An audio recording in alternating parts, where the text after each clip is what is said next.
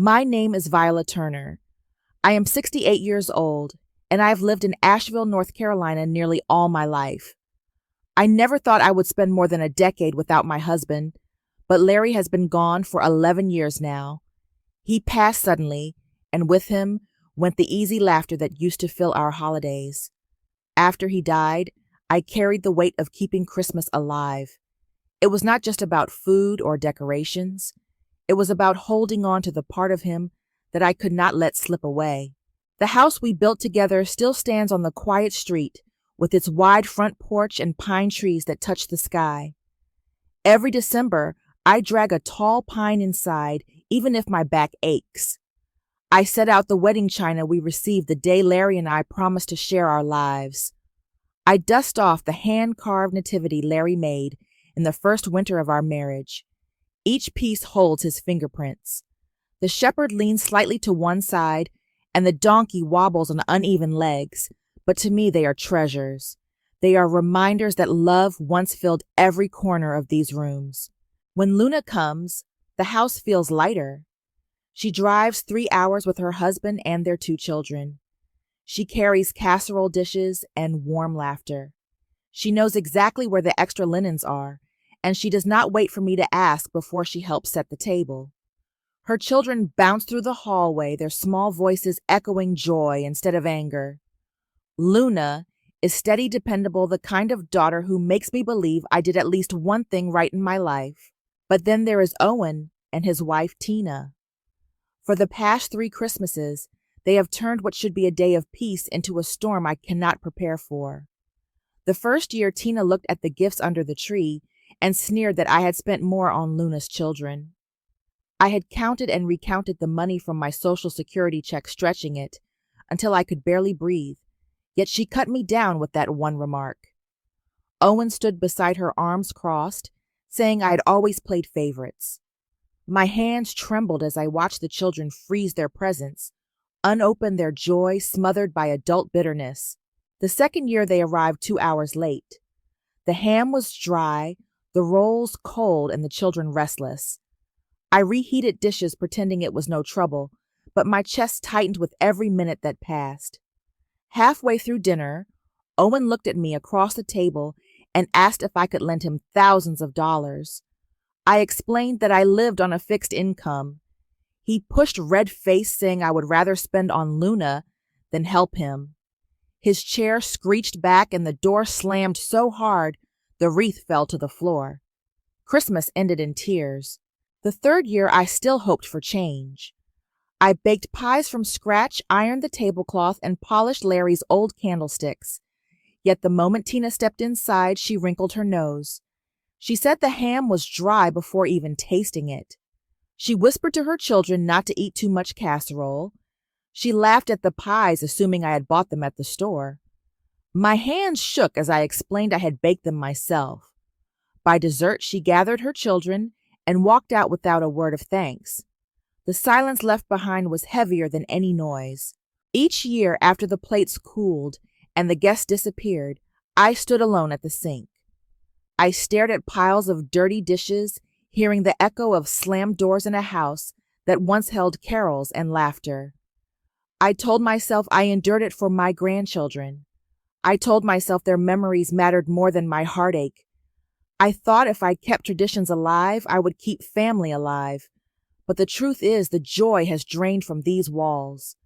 What once was my favorite time of year now feels like a season of dread. I am weary.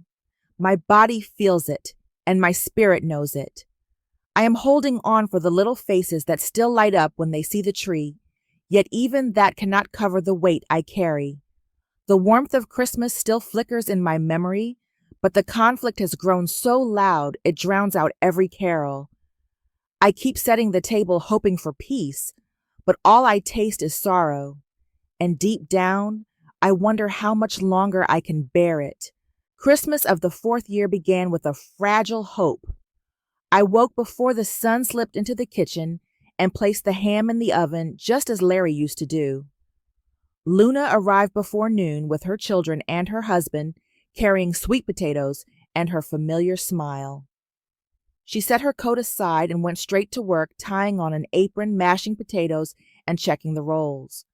The house felt warm and steady with her there, like it used to when Larry was alive. For a few hours, I let myself believe this year might be different. By late afternoon, the table was set. The wedding china gleamed under the glow of the chandelier, and the tall pine tree in the corner twinkled with soft lights. The nativity Larry carved sat proudly on the mantel, each wooden figure a piece of our history. The children buzzed with excitement, sneaking cookies and whispering about presents. The air smelled of a cinnamon and baked ham. For a moment, I breathed deeply and told myself we had turned a corner. Then the front door creaked open and slammed shut, shaking the wreath. Owen and Tina walked in, their voices already sharp. She complained about traffic. He blamed her for the delay. Their coats slid from their shoulders to the floor, and their argument followed them into the dining room like a storm. The children froze.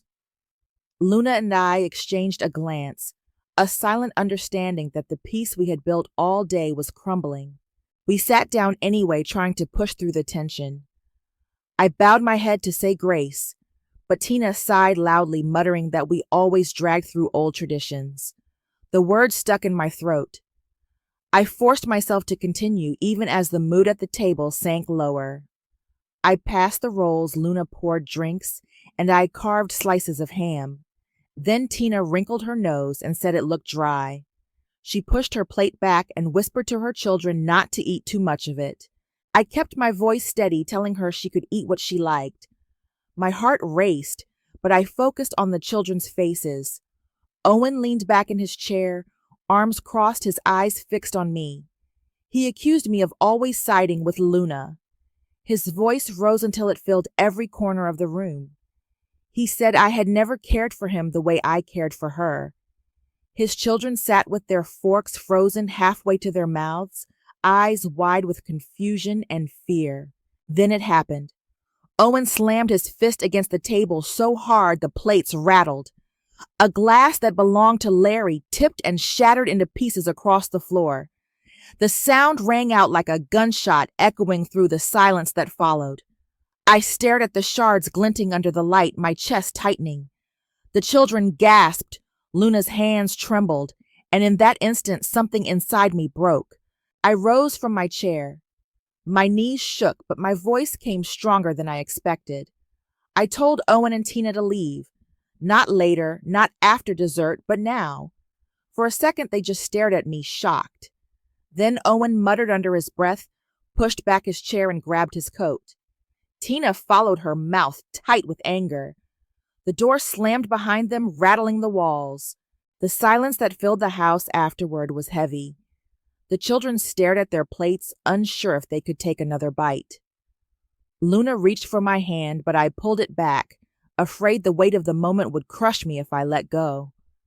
My eyes drifted to the broken glass on the floor, pieces of Larry's memory scattered at my feet. I felt grief and anger all tangled together, and for the first time in years I felt done. That night, after everyone left, I sat alone in the living room. The tree glowed softly in the corner, casting shadows on the walls. The carved nativity stood on the mantel, steady and silent.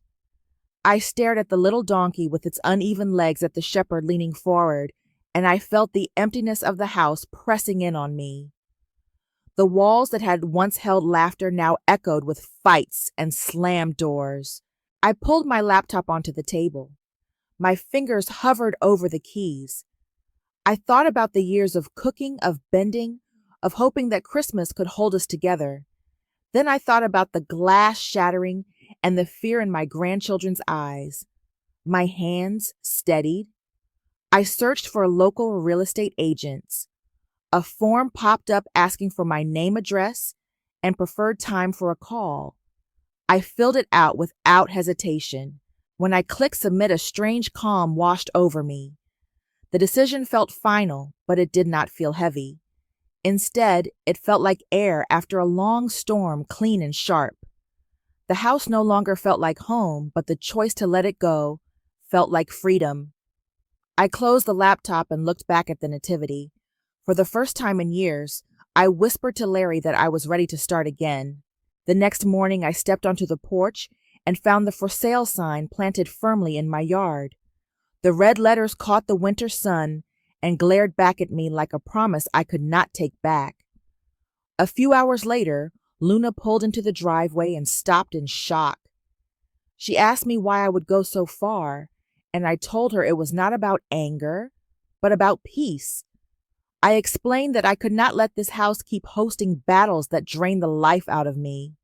She looked at me for a long moment and then nodded understanding, even if her heart still ached. By midday, my phone began buzzing with Owen's messages. He accused me of betraying him, of tearing the family apart, of embarrassing him in front of the children. He wrote that I had chosen Luna over him again. Each word burned with blame, but I let the phone sit silent on the counter.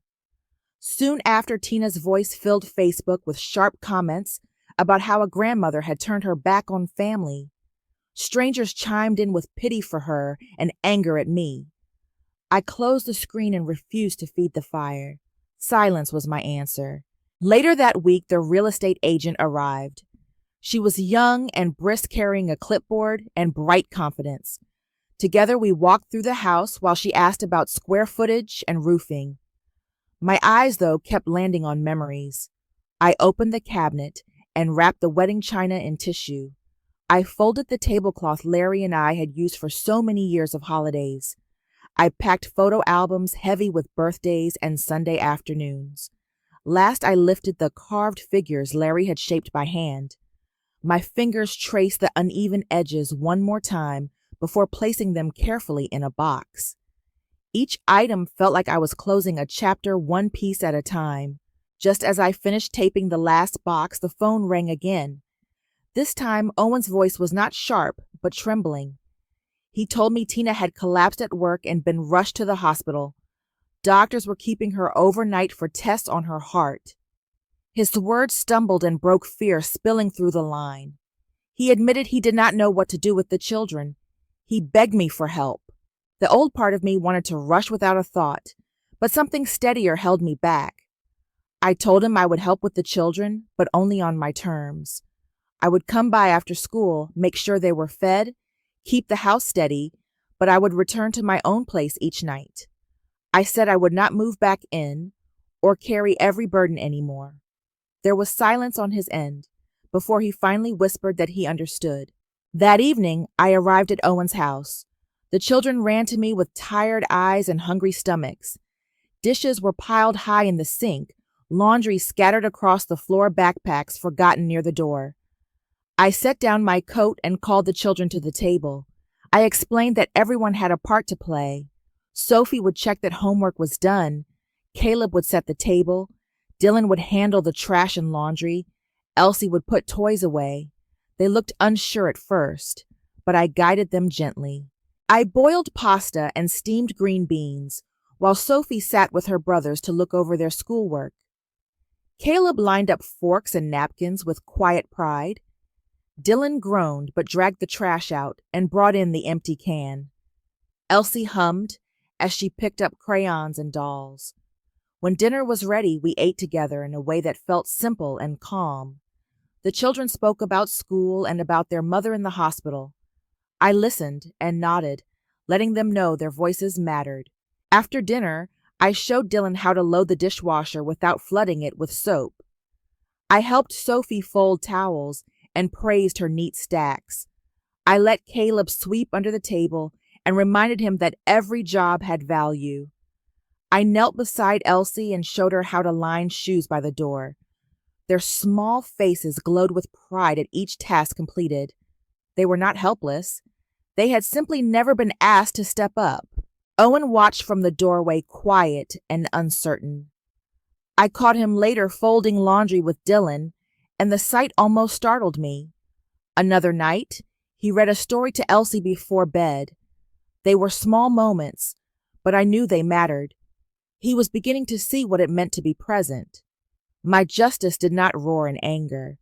It whispered in boundaries and steady steps. When 9 o'clock came, I gathered my purse. Owen asked if I would stay, but I told him no. I had made a promise to myself. I would help, but I would not surrender my peace. I kissed each child goodnight and drove back to my apartment. The road was dark and quiet, but my heart felt balanced for the first time in years. Justice had found its way into my family not through punishment, but through the natural consequence of standing firm. When the house finally sold, I carried only what mattered most into my new apartment. It was a small 2-bedroom place in downtown Asheville with tall windows that looked over the busy streets below. I filled it with quilts folded across chairs, flowers blooming in pots on the balcony, and framed photos of Larry that caught the sunlight in the afternoons. The space was modest, but every corner felt like mine. It did not echo with fights or slammed doors. It breathed with quiet and peace. In those first weeks, I returned to the quilting club I had abandoned years before.